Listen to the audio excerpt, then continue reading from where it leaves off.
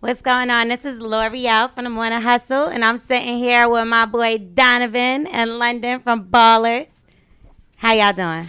A small world. I didn't know I was going to run into him. Oh, yeah? Yeah, it was nice to see him. It's cool. I don't know. I didn't even when I saw his mom's. It was like quick. I don't know, just a good home feeling. Whatever That's they did, amazing. that was cool. So this was all my fault because once I seen you were coming up here, I was like, oh, let me hit Donovan and see if he wants to come because I wanted to interview him as well since he was in D.C. So this just ended up being perfect. Yeah, perfect. Yeah, Man. right? God is good. Yeah, God is absolutely. good. So y'all are like best friends on the show. Yes. Yeah. What's your relationship Brothers. like, brothers? What's your relationship like in real life? I think for me, what makes it really dope on camera is the fact that I met him during the audition process. Really? So, something cool about like when you go through that kind of process together. Well, he was already cast, but for me, I think that it created a natural bond. And I don't know, is this a clean show? Yes. We Okay. like to as clean as you can be because we're gonna put the extended one up. So if you slip, don't worry about it. I'll just say that we two regular brothers then, So being regular brothers, the clip was already just very natural, I think, for me, or for us, I think. Right. So let's go all the way back to the first season. I was like, this one here, Reggie is a troublemaker. I know it's a little crazy, but Reggie was only really trying to look out for Vernon. Right. Ultimately, I think but he was a little trifling. Yeah, you see it over the course of the seasons how you turn more into a businessman and it's more like you guys are a team.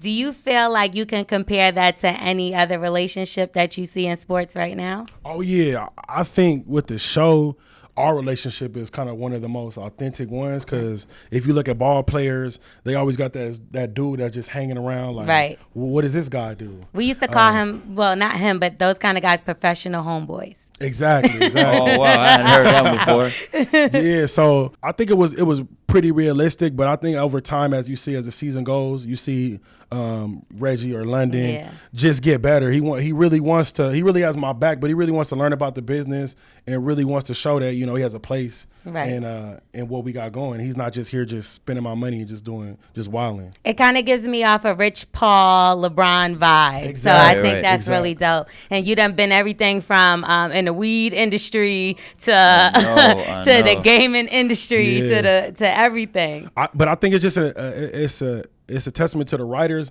but it just shows that we want to make moves outside of football because we know football's only going to last us for so long. And same with Rich Paul and LeBron. You see them making moves outside of basketball, doing things in the film business and all type of stuff. So you just see us trying to figure out things because we don't want to be like Spencer, the Rock's character where he played and he's broke. And now he has to work. Like we want to make our money work for us. We don't want to work for the money. So you came from a football background. You played football before. Yes.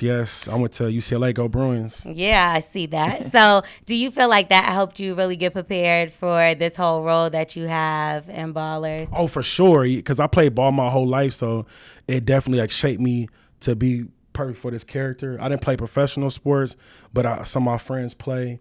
And I played football from when I was 9 to 23, so I knew the culture. I knew everything about ball. I just didn't play professional, but that's where the acting came in and just used my imagination. Right. So what do y'all think about that whole college situation that's going on now where they want to start getting the students paid to some extent and there's little protests and things going on where they're trying to put in motion the college players getting a couple dollars?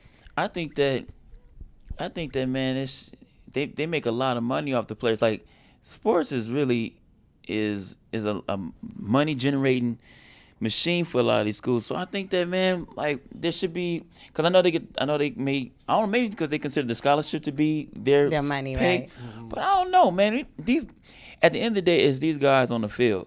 They're the ones making the contact. So he may be better at this, but from the outside just looking in, if I had known him in college, I would have wanted him to get a check or something. Right. I don't know, just however they want to do that, but some sort of compensation. I mean, the scholarship that's one thing, but then things cost money, right? How was you in college? Did you feel broke? Oh, very, very broke. I mean, Right. shout out to my mom. She's here because she gave me money like every month just for me to survive because me being in UCLA, LA, my school's in Westwood, Bel Air area. Right. So rent is high compared to like somebody going to Nebraska or Alabama.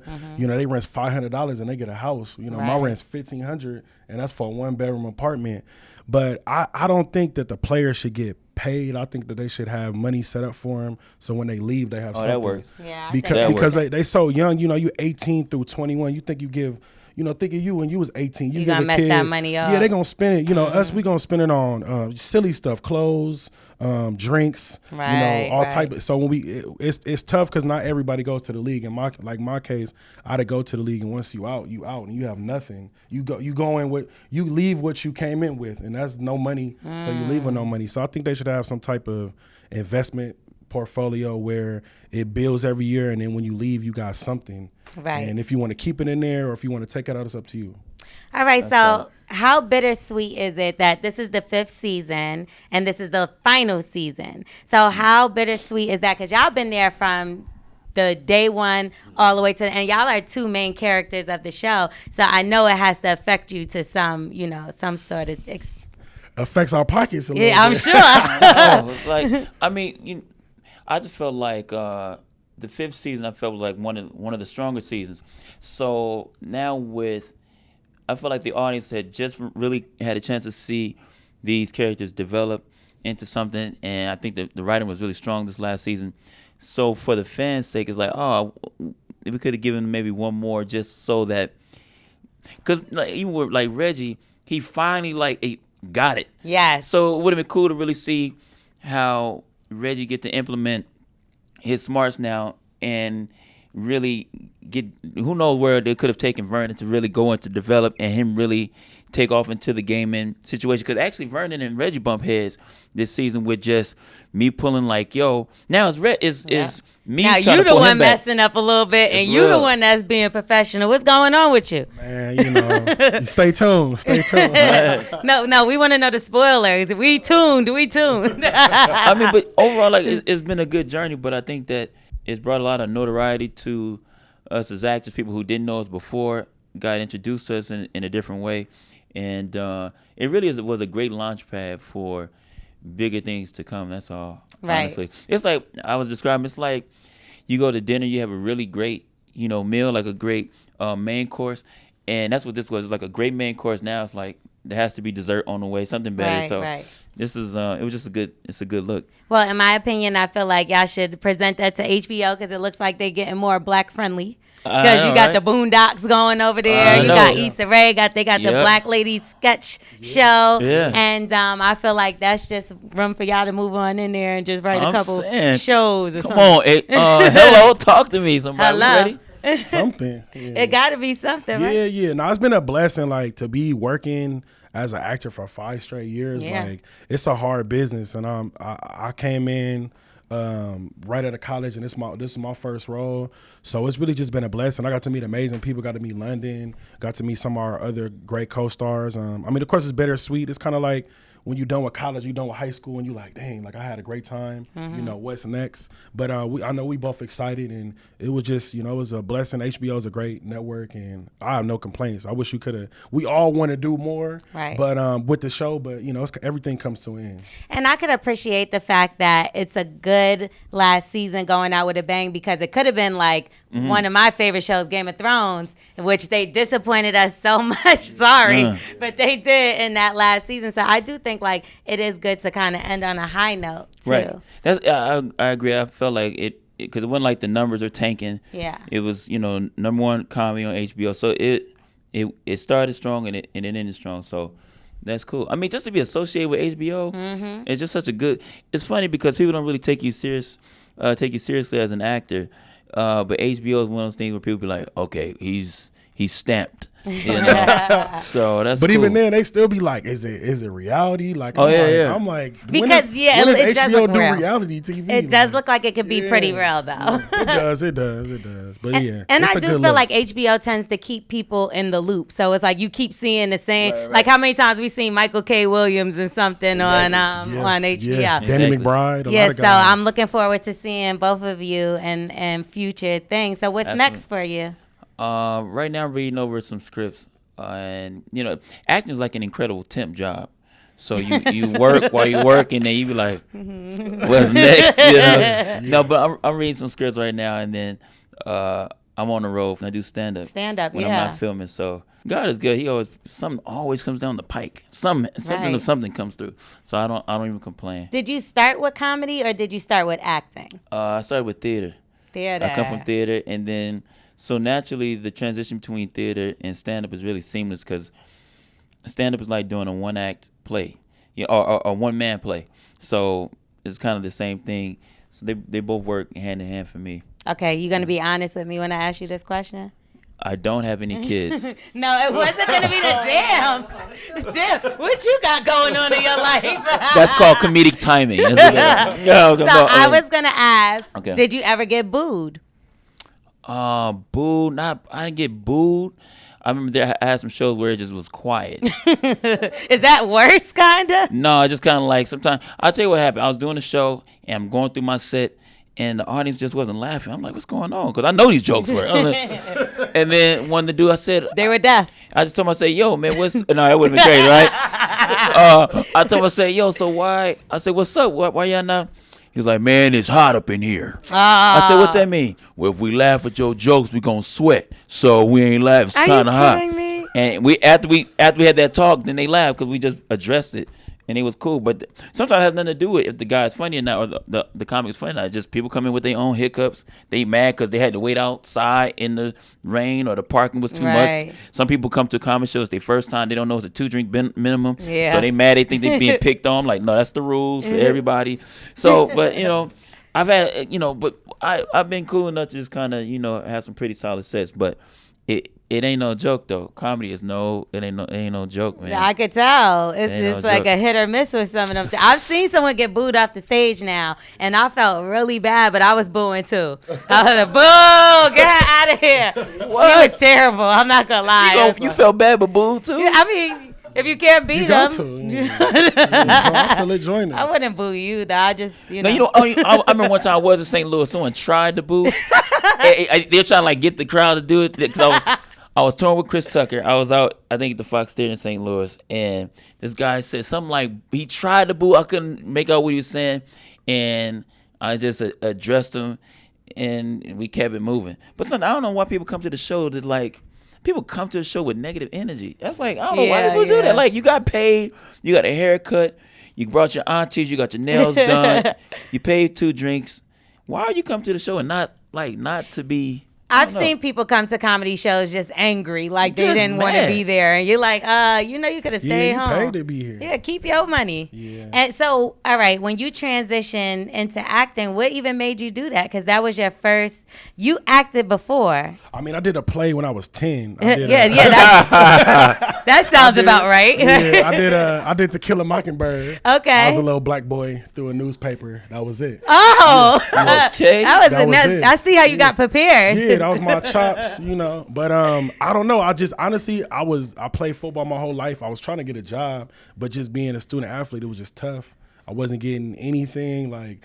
I didn't have any work experience or resume, so it was just tough. So I went back to my school just to ask for help, and they pointed me into the direction of Ballers. They was doing an open casting call. Wow. They was looking for real football players. So I just went for it, man. I didn't have nothing to lose. I just took a leap of faith, and yeah, God did the rest for me. And yeah, it's been amazing. Been one of the best decisions I ever made. Cause at first I wasn't even gonna go because I was like, I don't know, I never acted. I'm like The Rock, HBO, like this sounds like big time. Yeah. But my dad, he was just like, just go. Like, what you got to lose? He was like, Samuel Jackson used to be a crackhead before you start acting. Look at that. So I was like, what? So you could get off crack too. I was like, for real? I ain't hear that one. So yeah, I just went for it, and man, it's been a blessing. Like the best thing I ever did. Yeah. So what did y'all do with your first big check?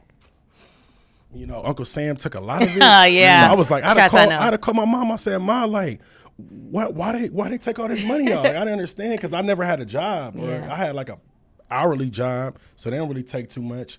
But I put it in the bank, and just for me, I just stacked up. But probably the most ballerific thing. I don't even know how to say it. Yeah, I think that works. I bought a crib, so that's what's up. That's pretty much it for me that I went crazy with so far. First, he major shout out to Samuel L. Jackson, who does watch the show. I had a Even though chance to you speak called to him a crackhead. No, that's Man, but that was just facts. Don't try to clean it up now. But yeah, he watches the show, so major shout out to Samuel L. Jackson. No, I think the most I did was caught up on some bills. I mean, I know that's right. I just had to Sag. I had to, because I was staying with friends and everything. So when Ballers came around, I'm still bailing people out of jail. I got regular stuff that my friends be. So I just try to do a couple helpful things. But I honestly, we don't really spend like that. I say we because I've been around him. Like, we don't be wilding out like that. I think that's good. A couple shoes or something, you know, but. We with the finesse activities with me and Leonard, we be trying to do the free stuff when we can. Oh yeah. Yeah, that's it. If it ain't free, I'm how like, you finesse it? Let me hear. We was in Miami, so we would just Miami when we first started. Miami was it's a different vibe. Mm-hmm. So we would just go, we would pop up where we could just get in and just kind of get with somebody else's table. But funny story, me and London, our first time when we went out, I don't know if you remember, we went out with our costume designer Tiff. Tiff is my sister. Yeah, Tiffany Tiff. has one. So Tiff had us come to some club, and we at the table, and Buddy like told us like to get out the section. He was like, yeah, he didn't know us. The show wasn't on yet, so me and him, we just outside the velvet rope. Season one was Tiff did y'all dirty. Tiff ain't say let my friend sit. I mean, she tried, but we was it's Tiff. two guys, and she a girl, so you ain't right, Tiff. It was like sometimes we do like these, like for example, like the season one, like nobody knew. They didn't know. I'm telling them ropes was tight. Nobody was not. But then season 2, it was like open doors. It was. That's why I was kind of sad when we came back out here. I mean, in LA, and that's cool. But like Miami, they accepted us because it was just we was in a city, we was filming. It was pretty cool. But sometimes, we have come into a couple interesting meet and greets where people are, people funny like that. Or even now, say somebody behind the rope. They be like, man, that's a dude. Yo, you need to do man, voice. come on, brother. Yeah, he's good. You gotta come what to the voice show. was that? I was like, who is that? Listen, I'm here. I'm as Denzel Washington. I want to say thank you guys for having us on here, and we're talking about this incredible show named Ballers. Boom, my son. My son, John David. You go crazy. John David is on there. We playing Ricky, Jared, Vernon, Fat Reggie, and Yo, I am in total shock. You sound just like him. It's scary. He go crazy. That's scary. Wait, you got him some with people the gotta Jay-Z. come out to the show, man. Yeah, amazing. I mean, this is all part of the grind of just we be trying to brand ourselves in whatever way we can do that as far as actors, and or just even being good people working within the industry, because somebody's gonna see us on something, and we'll look back at this like, remember we just ended Ballers, and it'd be 2 films later, 3 films later, because everything starts somewhere. Right. All right. So you talked about this gonna be the final little thing. I'm gonna get in y'all business in a different kind of way. Okay. So you talk about you ain't got no kids. Where's the girlfriend at? Everything is about work right now. Right now, this is what I realize is that with women, as far as their stamp of like being at a solid place, that usually involves the relationship and the marriage kind of thing, and that's on the woman's side. But for guys, our whole thing is always about trying to make sure we're in a position to provide and protect. That's just our proclivity as men. So right now, I'm just trying to really set myself up to be able to do just that. Because, I mean, women have to decide, do they want a man who's going to spend all their time with them, but he broke? Or if they want him out there working, he making the bag, but he can't really be home all the time. Right. So I was like, well, let me just get set up first. Because, then I'll, really think about the whole settling down thing. Because kids right now, I don't know if I can afford it. They expensive, right? I still be low-key flying coach sometimes. So I'm like, you talking about a kid? I'll be like, man, I don't know about the money yet. You're like, I gotta buy them a seat too. I don't know. Right now. And food. Clothes, they grow. So what about you? What's going on with your dating life? I'm just, like Linda said, focus on my career. But I mean, my mom, she be hit me for these grandkids. My dad, my aunt. I'm like, man, like relax. Let me find the one. But I mean, LA is just hard to date out there. LA is kind of tough. it's a lot. So I'm just taking my time. I just turned 30, so I got plenty of time for all that. So say there's a lady out there that watches y'all or whatever. And she's just like, I just wish he could meet me because I'm the perfect woman for him. What would she have to do to get your attention? It's easy. Come out to the show. You can laugh. No. I just think that like, I'm definitely not into thirsty energy. I know that off top. So meeting people, I meet people all the time and they want to come out and laugh, take pictures, all that. That's cool. But like, I can't do the thirsty energy. That's when it gets out of control. I can't. So she just got to be chill. What if she be like, I'm a big fan of yours? Then that's a no. No, it's just respectful. But like sometimes I don't know. It's just like knowing what the line. The thing about it is, confident women don't move in that kind of thirsty energy. Like I like a type of woman that she's not quiet, but she reads as quiet. Like she just chill and like she'll speak her mind, but she ain't out there. I know you from that show. Now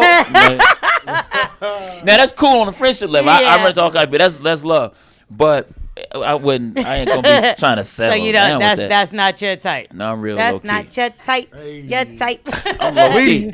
How about you? How would they approach you if I they really mean, wanted to get to you? Man, make sure them edges is slick. That's all I got. Slick. He said slick. I like the slick edges. I'm big about vibes. He said it and then looked at my edges. I should swing on him. You a little too big for me to be swinging, but you know. But I'm big on vibes. I'm real chill. So if you just cool, have a good time, like Leonard said, not too thirsty. If you just like to just chill and hang out, that's all I'm big about. I'm a people person. I like to talk. I'm outgoing. So if you funny and you chill, and like I said, them edges is slick, and you got a little something behind you, I'm good. That's all I need.